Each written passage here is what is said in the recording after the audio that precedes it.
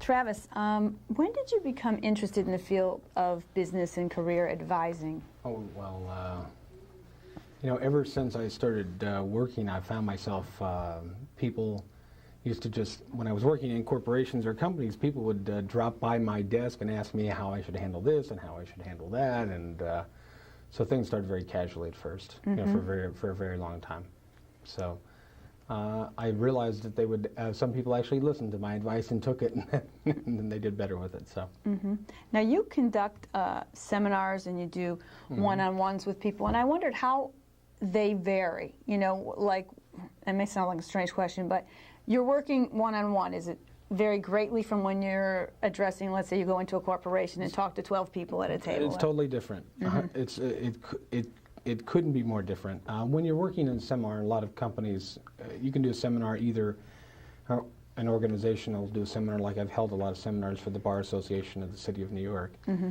And so I'll talk and get up in front of 100 and 150 lawyers and talk about, a lot of them want to change jobs or possibly even go into a different field besides law.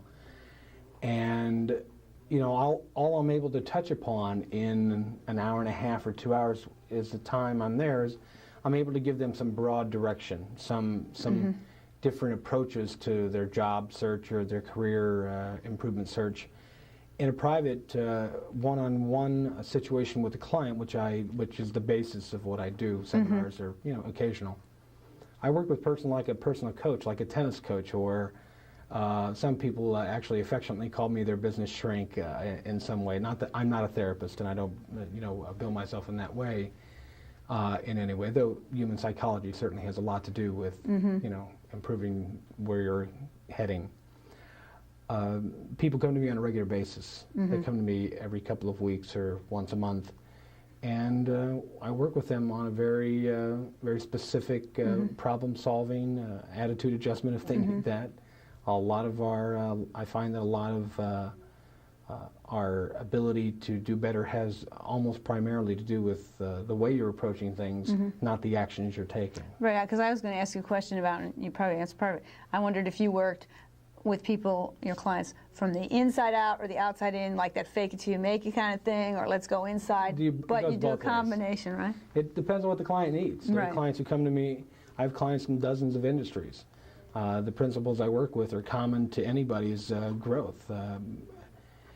The client who comes to me and says, I really am disorganized, I can't get it together, I don't know what I need, I'm without direction and I'm lost, pretty much. They may not say those words, but that's the underlying. Yeah, I can tell pretty quickly if they're there. We really need to work on attitudes and where they're coming from and what kind of things that their beliefs they're operating out of, because they may be operating out of a belief that they can't do well if they leave their current job. If they don't know where they're going, they may believe that they're not really suitable for any other work. And then I'll have a client who comes to me who really knows what they want. Like, okay, I want to be a working actor, let's say, or I want to be, a teacher or a writer. They come to me and I work more on practical things with them because they have the direction